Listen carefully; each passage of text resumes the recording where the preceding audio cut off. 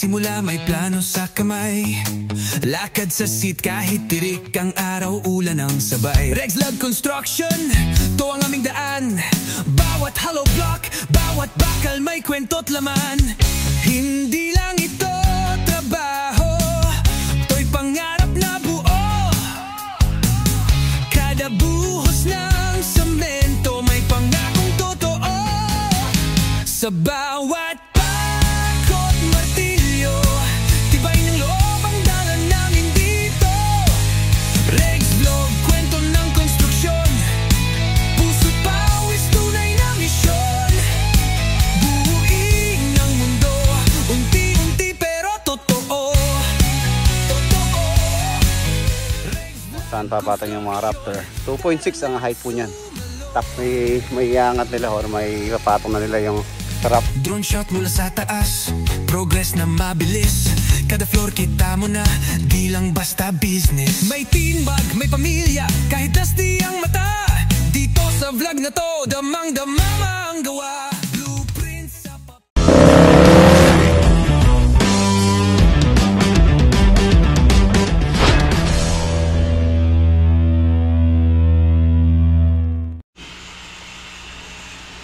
Good morning. You know, pabuo ng pabuo. Nubusan na po nila yung, yung mga poste. Tapos sa beam, ito na rin po yung access or yung hagdanan, papanik.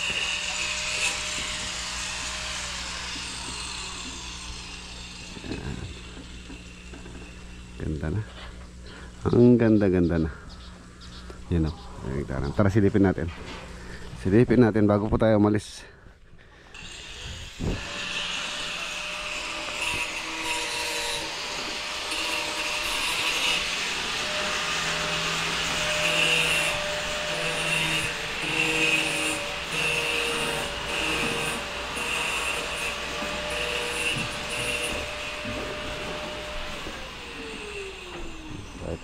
Kahit wala semento, pwede na.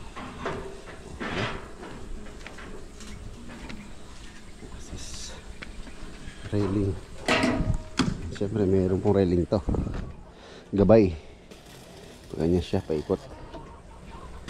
Parang ganun.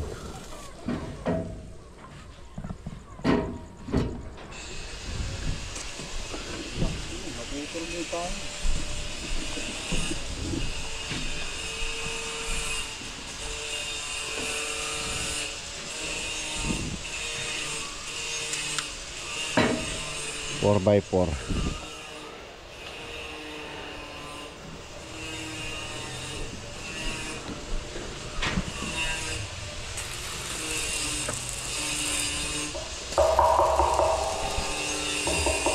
Mabuhusan po natin sa loob to. Concrete. Sabay na mabuhusan to dito.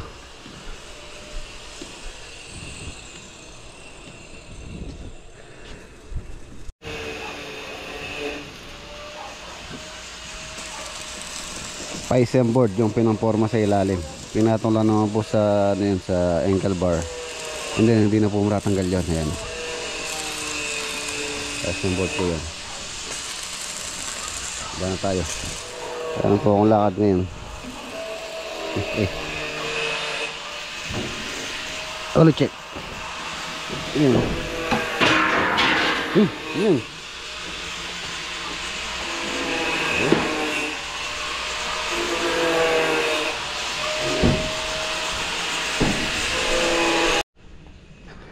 Dahil hindi ko masyadong ginagamit yung big bike, hindi ko alam ano po nangyari sa kanya.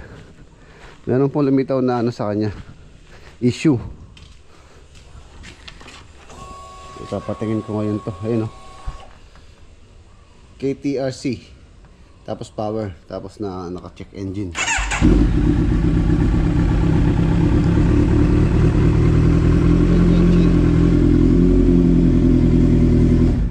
Tapos ayaw niyang, hindi na siya naalis sa rider mode. Ayan, kahit pindutin ko tong selection mode niya, ayan, wala pa rin. So dadalhin ko po ngayon sa San Fernando, kapit papatingin ko si Senki. Nagtampo yata dahil hindi ko masyadong nagagamit dahil nga po sa laging ulan. So lagi din tayong may mga materyales na kailangan bilhin. So yun yung kanyang naging issue. Bago naman gulong nito. So palitingin ko ngayon. Hindi ko alam kung hindi tayo titirik dito sa daan kung ano tong check engine na to. Ano, check engine siya. Tapos power. Tapos KTRC ang lumilitaw po sa kanya.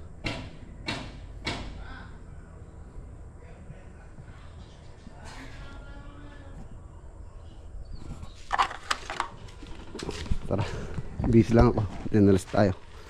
Tapos pagkatapos natin mapa-maintenance yun sa modern bahay kubo, patapos na yata yung nagbububong doon para makausap ko rin kung magkano yung ano, babayaran natin. Dito na tayo sa SM.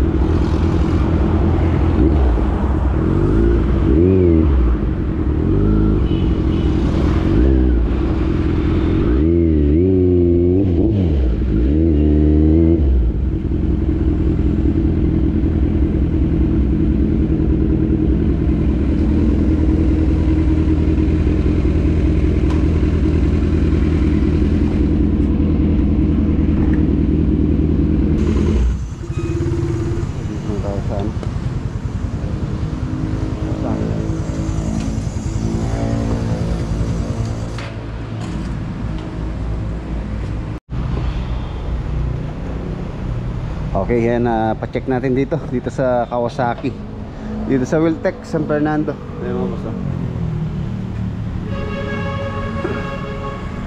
Ito yung Kawasaki Wiltec.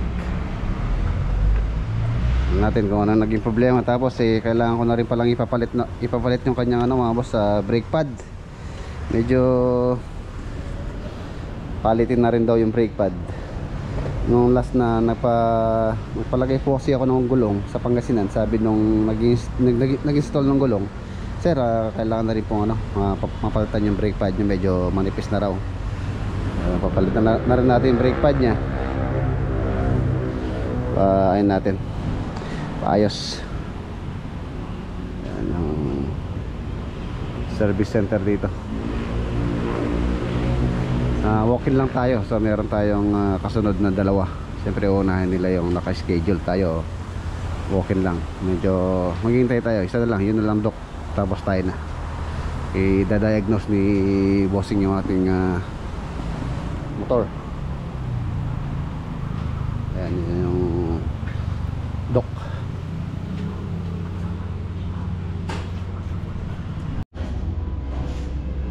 Ito yung bagong Z900.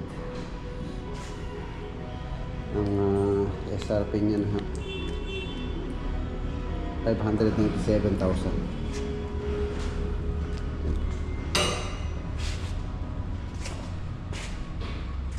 Bagong mukha.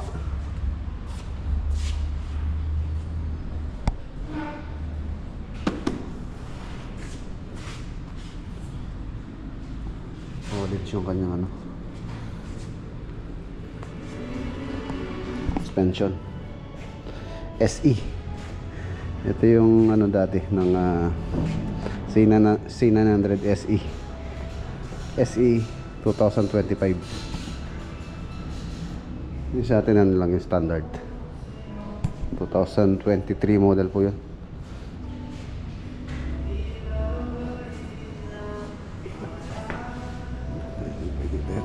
Pero yung gusto ko C1.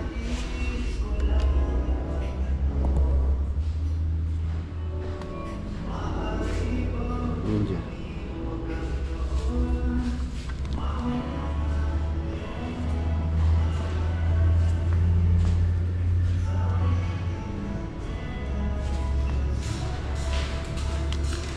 X4RR 2025 484.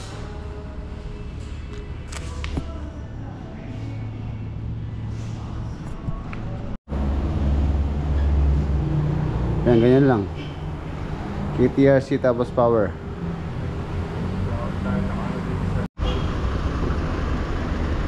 Ayan mga boss, okay na, nawala na yung ano niya, yung kanyang power and then KTRC. Ang problema daw is battery. So wala po silang available na battery dito. And then yung brake pad, wala din silang available. Order muna, by next week daw darating. So schedule na lang natin sa next week. Balik ko na lang siya rito. Tapos sa battery, titingin ako dito sa may ano, sa may UASA daw meron. Sa San Fernando, titingin tayong battery. Battery problem lang pala. Ayan, wala na yung ano. Wala na yung check engine saka yung ayan, okay na oh.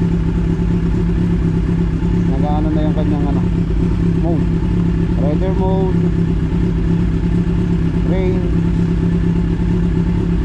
road, and then sport. Nasa 15,000 odometer na po siya.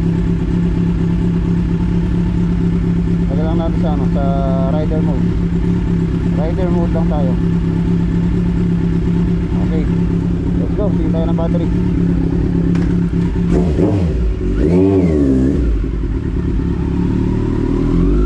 Push!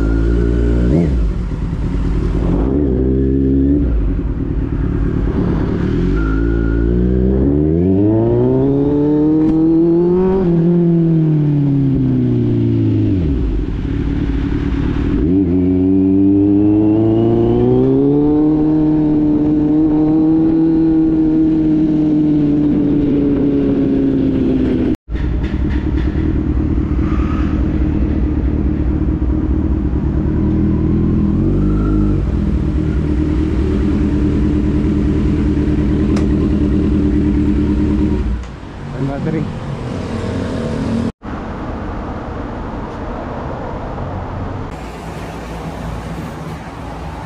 Yan, ito po yung battery.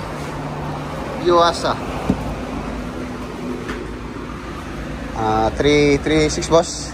360 na. 36.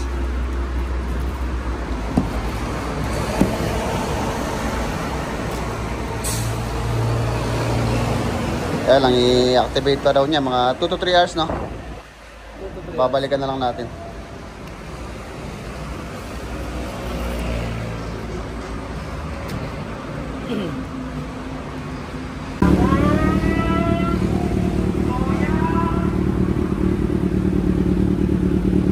At networking na yung matatagan.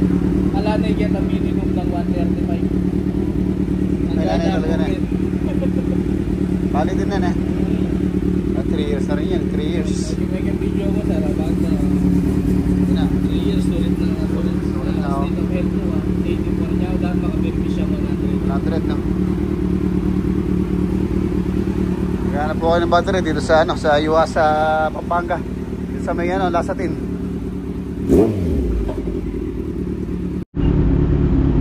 Okay na. Ayun, nawala na rin yung ano. Hindi naman siya bumalik. Yung check engine saka yung KTRC and then power. So ang problema lang natin ito is brake pad. Brake pad na lang. Ay muna tayo.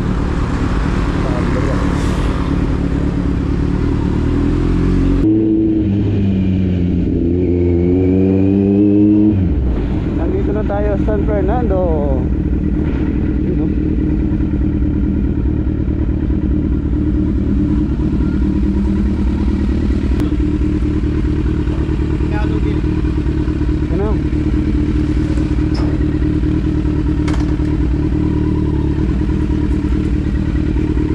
Sudah bang ngomong bubo.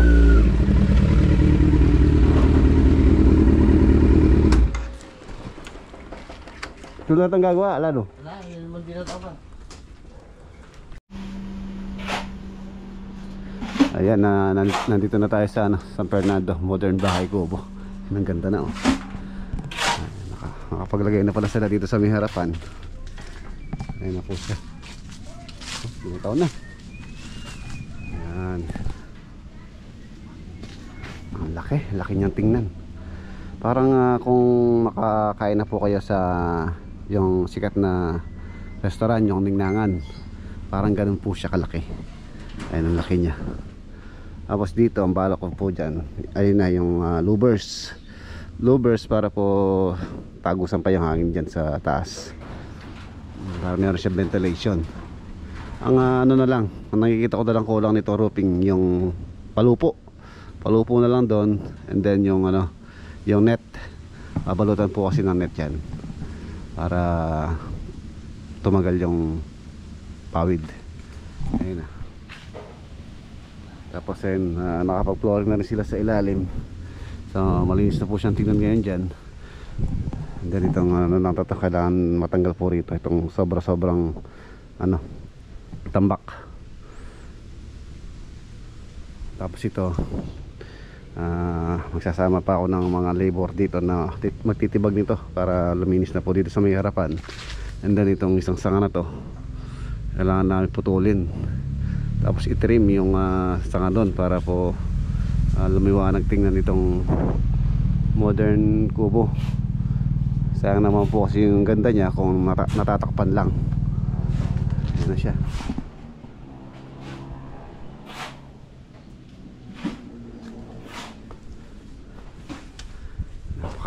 Napakalamig niya sa ilalim mga boss. Ayan o. Hindi sila dumating ngayon, no? Wala di atang na. Hindi daw dumating yung gumagawa.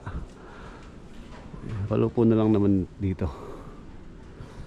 Nasa magit 2,000 yata, 2,000 pieces na, 2,450 no, pieces na pawid po yung nandito. Ayun pa yung iba, yan ang paron. So, tingnan natin kung sobra yun or ilan yung magagamit. Sabihin na natin 2,500. Mamaya pag uwi ko po, dadaan po kay Kuya Migs para malaman natin kung magkano yung price or magkano yung kinastos po natin dito sa roofing na pawid. Ayan, tsaka doon yan, oh. Louvers na lang doon para po tagusan yung hangin.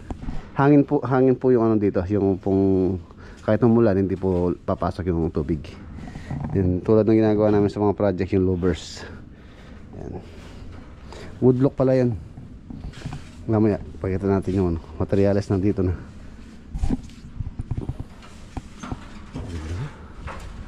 Hello. So pagka tatapusin lang nila to, siguro by next week makakapag drywall na po sila next week. Makakagawa na sila ng partition, and then lalagyan na po ng kahoy to. Itong kung saan yung sahig nito is kawayan, lalagyan ng kahoy. Siyempre bago ilagay po yung kahoy, pa-applyin ko po ng termite solution or termite control, yung gamot, para po maiwasan nating kainin ng anay. Tapos yung palang dito pala, yung pang magtitreat, magpa-pest control pala dito. Iyan ko na rin, papalo up ko na rin para may schedule na po yung pag-termite control dito sa perimeter. Lagi po kasing umulan itong nakaraan, kaya hindi na namin na may schedule. Dapat maganda yung panahon pagka nag-termite sila. Tsaka medyo pa rin dito, masukal. Papaklear ko to, papatanggal ko itong mga sanga-sanga na to, sanga-sanga pinagputulan na to, para lahat nitong area na yun ma-apply ng gamot.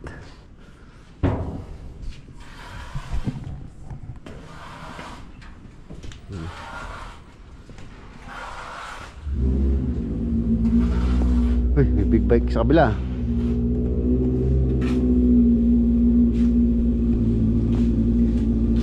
May big bike din sa kabila.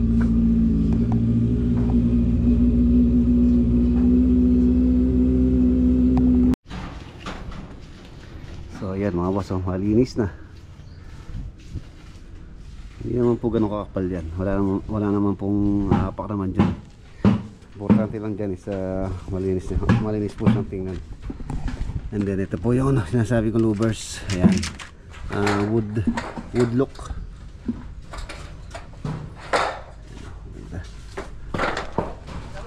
kabila.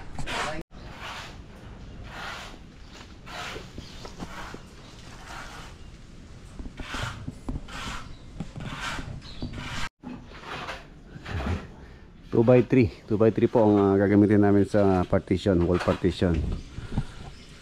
2x3 na tubular, and then amakan yung pong sa exterior, sa labas. Saka po rito sa labas dito, amakan.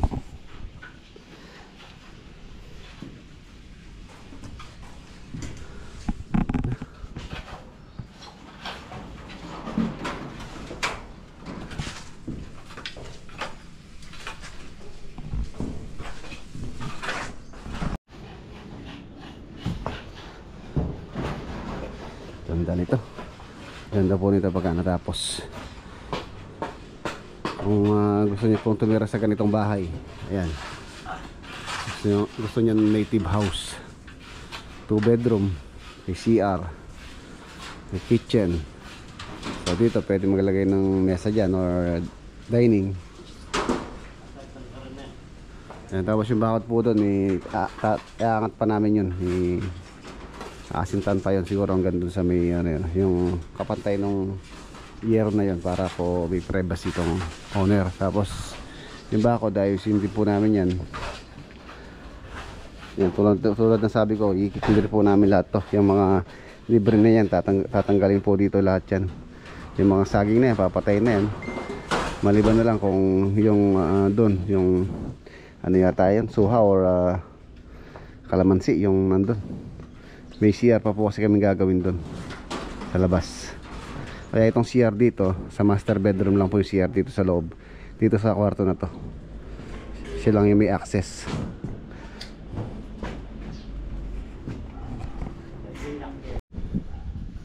So ayan mga boss, ayaw na natin sila.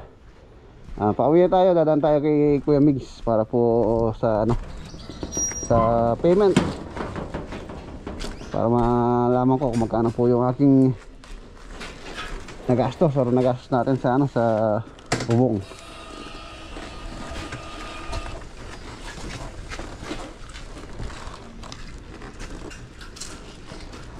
Okay. Ayun na ako.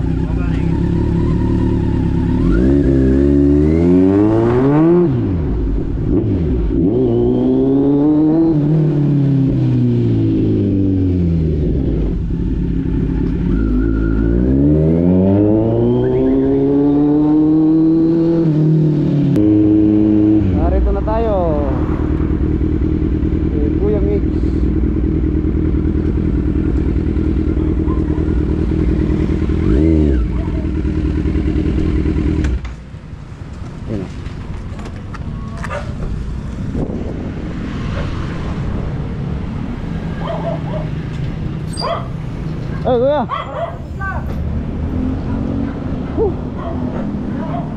Tapos na. Oo nga. Dahil ako nun. Mabilis. Sabi ko sa'yo, mabilis lang. Pag nandito na yung asawa ko, Kawayan. kumukuha sila ngayon. Kung sila. Kailan nila ano yun? Wala pang side daw eh. Walang. Hindi, palalagyan ko ng kahoy. Palagyan mo na. Oo. Palalagyan. Sa dali lang yun. Oo. Kumukuha sila. Magkano yun? Ilan yung nagamit? Yung, ayaw po sila. Pag nandito na yung commander, Wala pa. wala pa. Eh, paano ko babayaran? Hindi, pag nandito na, bukas na. Ha? Bukas. Bukas. Magkano ba yung Yung presyo? net, bibili ako. Oo, yun eh. Ladies, lalagay mo na. Yung liso, bili ka na dito. Ano yan? Lalagay sa bubong. Okay na lang. Magkano para per presyo yun? Ayun. Magkano yung gastos? Malaki. Laki na. Kaya mo yun. Oo, hindi ko na kaya yun ha. Kaya mo yun. Hindi, haptag siya magkano per peraso? Yung Pawid. 20 yata. 20. Ilan yung naubos. May para mabilis. Oo. Sige. Passing siya. Monday, ay Sunday no? Oo. Okay, vamos sa Sunday na lang daw dahil hindi pa na ano, na finalize.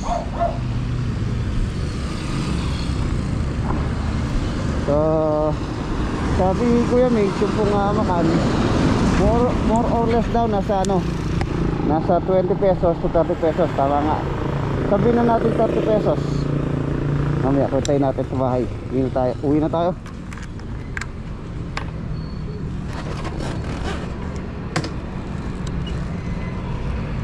Let's go.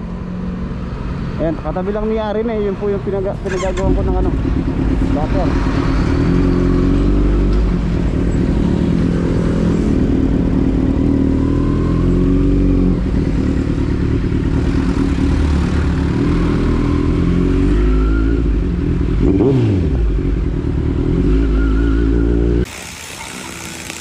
Ayan, nandito na po tayo sa bahay.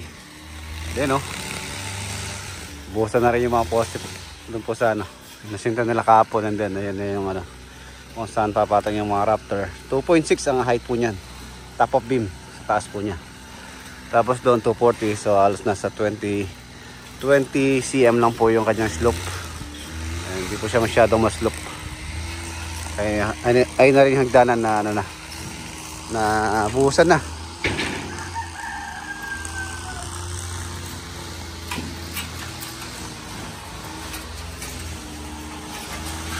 Railing na lang.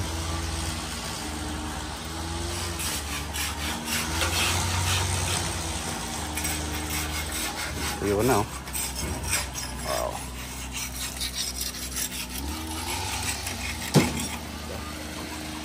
Ibay oh. Sa grass cutter si tatay, si Lolo Boy. Ayan, malinis na.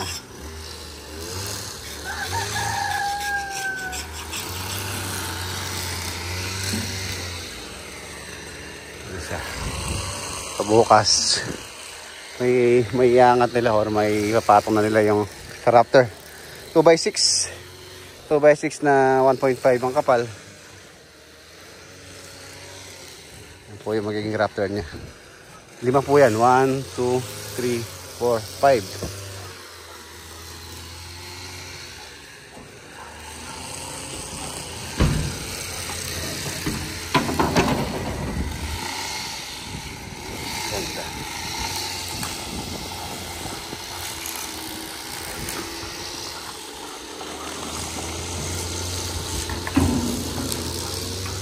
Tapos dito railing.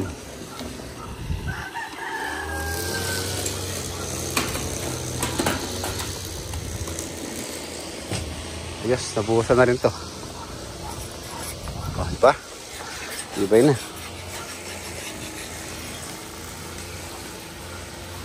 Railing kabilaan. Dito, railing dito. Ganyan, and dito, railing.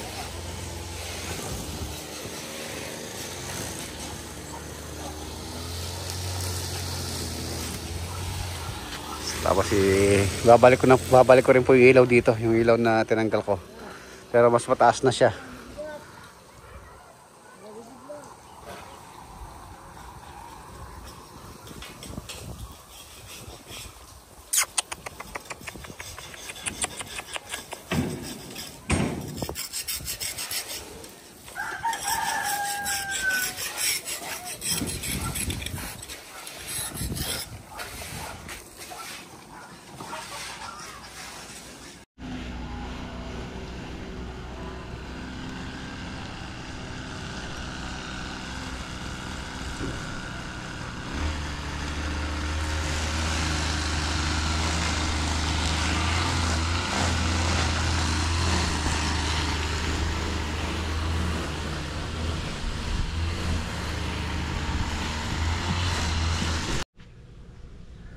So ayan mga boss, okay na.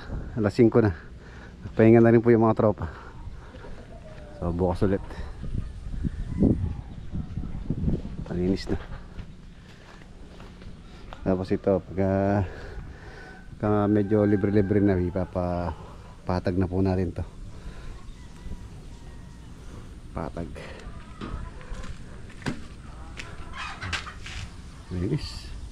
Malinis na. Easy access. Ganda. Na-excite tuloy ako. Na-excite akong ang kalalabasan po nito.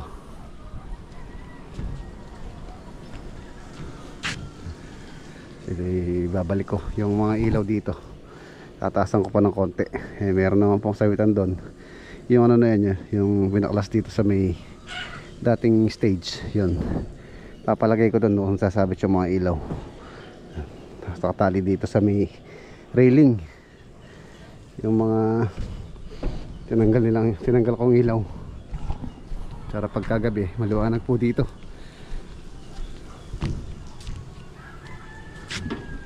Sila na ba yun? Malinis na. Ganda na. So ayun mga boss, dito ko natatapusin yung ating vlog for today. Kita-kita po tayo bukas sa next upload. Paalam po. God bless. Ingat.